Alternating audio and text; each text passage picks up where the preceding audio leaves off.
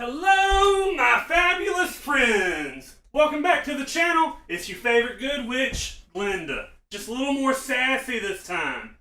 You can call me Glinda the Good Witch. Somewhere over the rainbow, way up high, there's a land that I heard of once in a lullaby.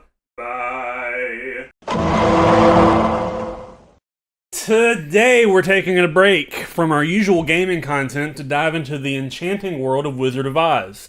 While this film sparkles like my magical wand, the reality of its creation has some serious shadows.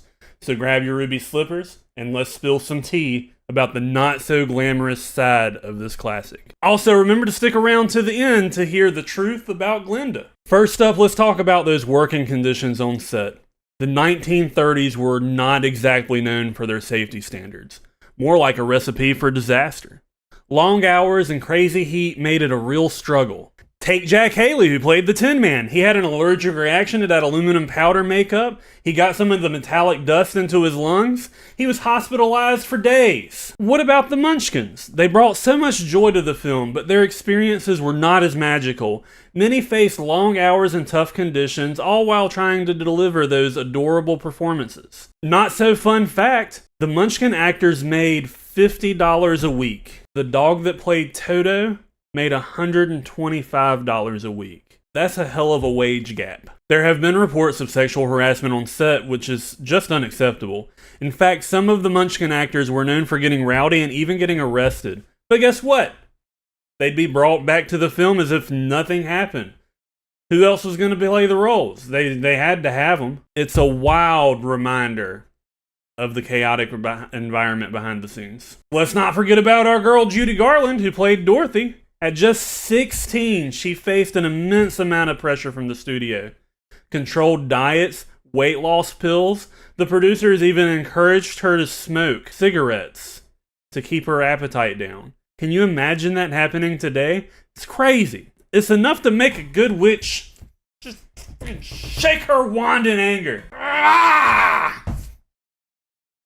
Tragically, Judy also experienced her own share of harassment during filming.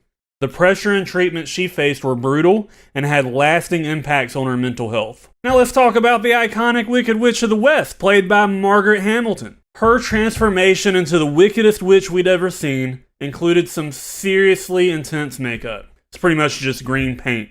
It was difficult to remove and it caused skin irritation. But it gets darker. During one of the stunts, her stunt double got third-degree burns when a pyrotechnic in the broomstick exploded. She had to take off time to recover, and it was a harsh reminder of how dangerous the set itself was. Now, before we wrap up, let's talk about a fun Glinda fan theory. Some fans believe that Glinda is actually the one pulling the strings throughout the entire story, acting as a guiding force to Dorothy. What if she's not just a good witch, but the ultimate mastermind behind Dorothy's journey? Listen. Dorothy was wearing shoes that could just teleport her home. And Glinda knew that from the start, but she still sent her off on a dangerous adventure, which just so happened to completely nullify every other powerful character in Oz. Dorothy comes in, crushes the Witch of the East. Glinda sends her on a mission, which kills the Witch of the West. Nobody's ever heard of the Witch of the South. That just leaves the all-powerful Glinda the Good Witch of the North. There's nobody left to stop her. There's nobody left to prevent her from seizing all power. And she could have just sent Dorothy home from the beginning and chose not to. Was the red brick road a shortcut that would have saved Dorothy tons of time? Or was it just another yellow brick road covered in the blood of Glinda's enemies? What do y'all think? Is Glinda more than just a pretty face and a sparkly dress? Is she the all-powerful Empress of Oz now? Of course she is. Because nobody can stop her anymore. She is all-powerful after Dorothy gets back to Kansas. So what can we learn, my fabulous friends? The Wizard of Oz may inspire with its message of hope, but let's not forget the real people behind the curtain. Their struggles remind us that even in a magical world, the reality can be tough. Hey, if you love this deep dive into the not-so-glamorous side of the Wizard of Oz, give me a thumbs up, subscribe for more fabulous stories and gaming content, comment below with your thoughts. Until next time, I'm Defective Max as Glinda the Good Witch. Keep dreaming and always be your fabulous self.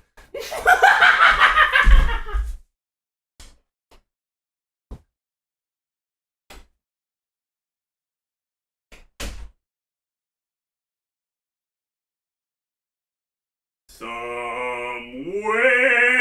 over the rainbow, way up high, there's a land that I heard of once in a lullaby. Now Glinda the Good Witch is feeling like killing some people in game.